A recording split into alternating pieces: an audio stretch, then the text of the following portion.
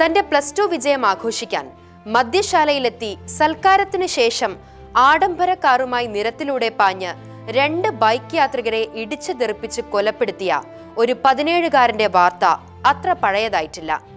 അനുദിനം പെരുകിവരുന്ന വാഹനാപകടങ്ങളുടെ വാർത്തകൾ അന്വേഷിച്ചു പോകുമ്പോൾ പലർക്കും വാഹനമോടിക്കാൻ ലൈസൻസ് ഇല്ല എന്ന യാഥാർത്ഥ്യമാണ് വെളിവാകുന്നത്.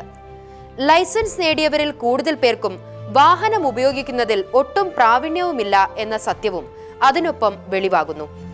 ഇത്തരം നടപടികൾക്കെതിരെ ശക്തമായി പ്രതികരിച്ച ഗതാഗത വകുപ്പ് മന്ത്രി ഗണേഷ് കുമാർ ചെന്നുപെട്ടത് അതിലും വലിയ അപകടത്തിലായിരുന്നു. താനും കൂടി ഉൾപ്പെടുന്ന സർക്കാരിന്റെ വീഴ്ചകൾ ഓരോന്നെണ്ണി എണ്ണി പറയുന്ന മന്ത്രിയെ എന്തു ചെയ്യണമെന്നറിയാതെ വിഷമിക്കുന്ന സർക്കാരിനെയാണ് നമുക്കിപ്പോൾ കാണാൻ കഴിയുന്നത്. മന്ത്രിസ്ഥാനം ഏറ്റ ഉടനെ ഗതാഗത മന്ത്രി ഡ്രൈവിംഗ് ടെസ്റ്റ് നിയമങ്ങൾ പൊളിച്ചെഴുതാൻ തുനിഞ്ഞതോടെയാണ് പ്രശ്നങ്ങൾക്ക് തുടക്കമായത്.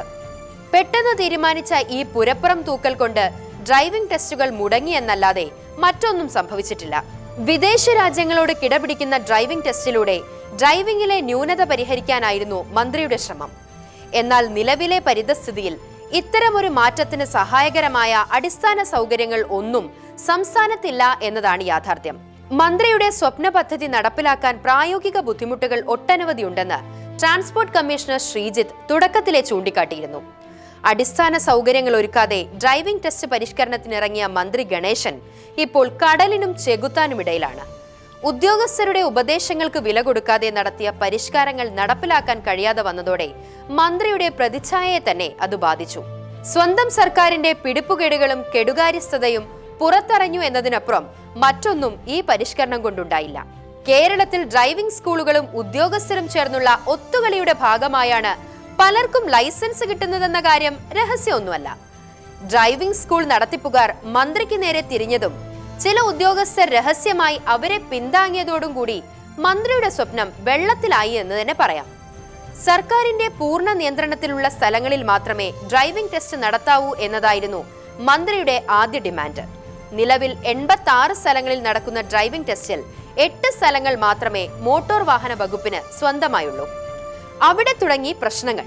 പരിമിതികൾ മനസ്സിലാക്കാതെ പരിഷ്കാരത്തിന് ചാടിയിറങ്ങിയ മന്ത്രിക്കെതിരെ ഇടതുമുന്നണി നേതാക്കൾ തന്നെ തിരിഞ്ഞതോടെ എന്ത് ചെയ്യണമെന്നറിയാത്ത അവസ്ഥയിലായി മന്ത്രി.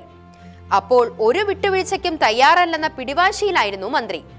KSRTC നേരിട്ട് ഡ്രൈവിംഗ് പരിശീലന കേന്ദ്രം ആരംഭിക്കുമെന്നതായിരുന്നു അടുത്ത പ്രഖ്യാപനം. CITU അടക്കമുള്ള ഡ്രൈവിംഗ് സ്കൂൾ ഉടമകളുടെ സംഘടനകൾ സമരം കടുപ്പിച്ചതോടെ ഒടുവിൽ മന്ത്രി ചർച്ചയ്ക്ക് തയ്യാറായി. അതിനിടെ മന്ത്രി സ്വപ്നങ്ങൾ തകർത്തുകൊണ്ട് ഡ്രൈവിംഗ് ടെസ്റ്റ് പരിഷ്കരണങ്ങൾ നിർത്തിവെക്കാൻ മുഖ്യമന്ത്രി ഉത്തരവിട്ടു. ലോക്സഭാ തിരഞ്ഞെടുപ്പിന് ശേഷം ഡ്രൈവിംഗ് സ്കൂൾ ഉടമകളുമായി ചർച്ച നടത്തി അന്തിമ തീരുമാനത്തിലെത്താനാണ് ഗതാഗത വകുപ്പിന് അദ്ദേഹം നിർദ്ദേശം നൽകിയിരിക്കുന്നത്. ഒരു ദിവസം 50 പേർക്ക് ഡ്രൈവിംഗ് ടെസ്റ്റ് നടത്തിയാൽ മതി എന്ന മന്ത്രിയുടെ നിർദ്ദേശം വെറും നിർദ്ദേശമായി ഇപ്പോഴും തുടരുകയാണ്. അടിക്കടി ഉണ്ടാകുന്ന വാഹനാപകടങ്ങളുടെ പശ്ചാത്തലത്തിൽ മനുഷ്യജീവന്റെ മൂല്യം മനസ്സിലാക്കുന്ന ഒരു മന്ത്രിയുടെ ഇടപെടൽ ശരിക്കും വിജയിക്കേണ്ടതാണ്. എന്നാൽ കേരളത്തിന്റെ രാഷ്ട്രീയ പരിതസ്ഥിതി ഇപ്പോൾ അങ്ങനെയല്ല. അടിസ്ഥാന സൗകര്യങ്ങളുടെ അപര്യാപ്തതയ്ക്കൊപ്പം രാഷ്ട്രീയ കളികളും ഒന്നുചേർന്നതോടെ മന്ത്രിക്ക് തന്റെ സ്വപ്നത്തിൽ നിന്ന് പിന്തിരിയേണ്ടി വന്നു. വാഹന നിർമ്മാതാക്കളും വിതരണക്കാരും വാഹന വിപണിയിൽ കച്ചവടം കുറയുമ്പോൾ സർക്കാരിനെതിരെ തിരിയുന്നതോടെ മന്ത്രിയുടെ പിൻവാങ്ങൽ പൂർത്തിയാകുമെന്ന കാര്യം ഏകദേശം ഊഹിക്കാവുന്നതേയുള്ളൂ.